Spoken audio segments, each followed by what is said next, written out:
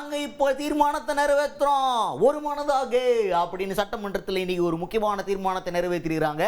எந்த தீர்மானம் அது? இது யாரெல்லாம் ஆதரவு தெரிவிச்சிருக்கிறது? தமிழ்நாடு முதல்வர் மு.க.ஸ்டாலின் அவர்கள். அவர் தான் இப்போ 100 நாள் வேலை திட்டம்னு ஒன்று இருந்துச்சு, அதுக்கு பேர் மாற்றிட்டாங்கன்னு சொல்லிட்டு எல்லாருமே கேள்விப்பட்டிருப்பீங்க. மகாத்மா காந்தி அவர்களுடைய பேரில் அந்த திட்டத்தை பேர் வச்சுருந்தாங்க. அதை மாற்றி இப்போ வேறு மாதிரி புது பேர் வச்சுருந்தாங்க. ஏதோ ராம்ஜி பாவுஜி அப்படின்ற மாதிரிலாம் வர மாதிரி அது ஹிந்தியில் இருக்கிறதுனால ரொம்ப ப்ரொனவுன்சியேஷன் கஷ்டமான மேட்டர் ஆகுதுப்பா. அந்த பேரை மாற்றினது வேணாம், அதில் மகாத்மா காந்தி அவர்களுடைய பெருமையை பாதுகாக்கிற மாதிரி அவருடைய பேரே இருக்கட்டும் அப்படின்னு சொல்லிட்டு வலியுறுத்தி நம்ம சட்டமன்றத்திலே தீர்மானத்தை நிறைவேற்றிருக்கிறார் முதல்வர் மு.க.ஸ்டாலின் அவர்கள். தேசத்தந்தை மகாத்மா காந்தி அவர்களின் பெயரை நீக்கி பல்வேறு உள்நோக்கங்களை கொண்டு இத்திட்டத்திற்கு வளர்ச்சியடைந்த இந்தியா ஊரக வேலைவாய்ப்பு உறுதி மற்றும் வாழ்வாதார இயக்கம் ஊரகம் பிபிஜி ராம்ஜி என பெயர் மாற்றம் செய்யப்பட்டு உள்ளது. மகாத்மா காந்தி அவர்கள் இந்த தேசத்திற்கு வகுத்து தந்த கொள்கைகளையும் வழிகாட்டிய பாதையையும் எப்போதும் நினைவுகூறும் வகையில் இத்திட்டம் மகாத்மா காந்தி பெயரிலேயே தொடர வேண்டும் என்றும் ஒன்றிய அரசை இப்பேரவை ஒருமனதாக வலியுறுத்துகிறது. இதற்கு தமிழ்நாடு காங்கிரஸ் கமிட்டியின் தலைவர் செல்வ பெருந்தகை அவர்கள் சட்டமன்றத்திலேயே மாபெரும் ஆதரவை கொடுத்திருக்கிறார். அவர் என்ன கொடுத்துக்கிறார் அப்படின்னு பார்த்தீங்கன்னா, சூப்பரா சொன்னார்ப்பா. இந்தியாவிலேயே சட்டமன்றம் நம்ம தமிழ்நாடு சட்டமன்றம் தான் இப்படி ஒரு தீர்மானத்தை நிறைவேற்றினதுல வரலாற்று சிறப்பு மிக்க ஒரு தீர்மானம் அப்படின்லாம் சொன்னார்.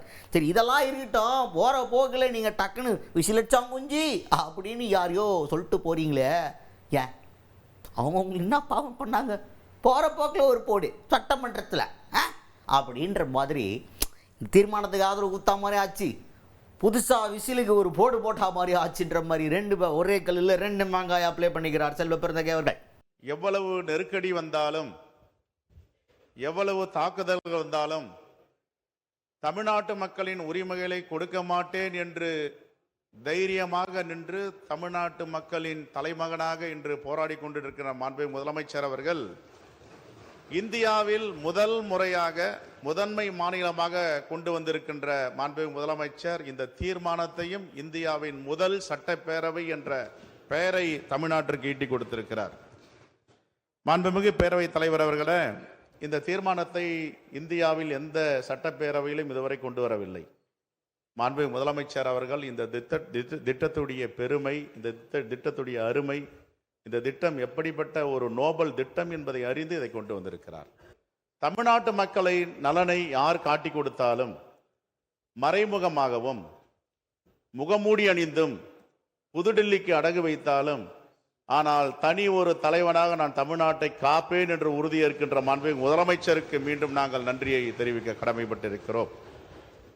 தமிழ்நாட்டு மக்கள் எல்லாம் எதற்கும் அஞ்சாதவர்கள், தைரியமானவர்கள், ஏழை எளிய மக்களை பாதுகாப்பவர்கள் என்ற வரிசையில் இங்கே படங்களாகவும் படமாக இருக்கின்ற புகைப்படத்தின் மத்தியில் மீண்டும் மீண்டும் தன்னை நிரூபித்து காட்டிக் கொண்டிருப்பவர் தான் நம்முடைய மாண்புமிகு முதலமைச்சர் அவர்கள். ஏனென்றால் தமிழ்நாட்டின் வரலாற்று சிறப்பு மக்கள் விசில் அடிக்கிற குஞ்சுகள் அல்ல, அந்த கூட்டத்தின் தலைவரும் அல்ல, தன்மான தமிழர்களின் தலைவன் என்பதை இந்த தீர்மானத்தின் மூலமாக நிரூபித்து காட்டியிருக்கிறார்.